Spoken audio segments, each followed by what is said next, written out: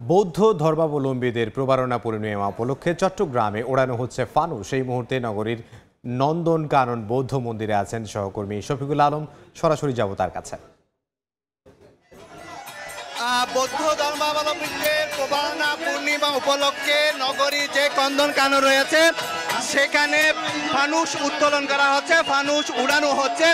আমরা সেই ফানুসগুলো দেখতে পাচ্ছি, আকাশে ফানুসগুলো একটি একটি করে উড়ানো হচ্ছে।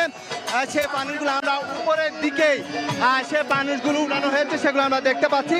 মূলত আজকের এই দিনে গৌতম বুদ্ধর যে চুল আকাশে উড়ে গিয়েছিল সেই চুল উড়ানোর একে স্মৃতি হিসাবে এই ফানুস উৎসব করা হচ্ছে নগরীর এই নন্দনকানন বৌদ্ধ। আমরা একটু দেখতে পাচ্ছি বড় আরো একটি ফানুস এখন আকাশে উড়ানো হবে এবং এই প্রবারণা পূর্ণিমা এই যে বৌদ্ধ ধর্মাবলম্বীদের এটি মূল উদ্দেশ্য হচ্ছে অশুভকে দূর করে সত্য এবং সুন্দরের এই দিনকে বলা হচ্ছে। অর্থাৎ গৌতম বুদ্ধ যে আশ্বিনী অর্থাৎ আষাঢ়ী পূর্ণিমা থেকে আশ্বিনী পূর্ণিমা 3 মাস বর্ষবাসনের পর এই উৎসব পালন করা হয়ে থাকে এবং এই উপলক্ষে কিন্তু চট্টগ্রামে যে নন্দনকানন রয়েছে সেই নন্দনকাননে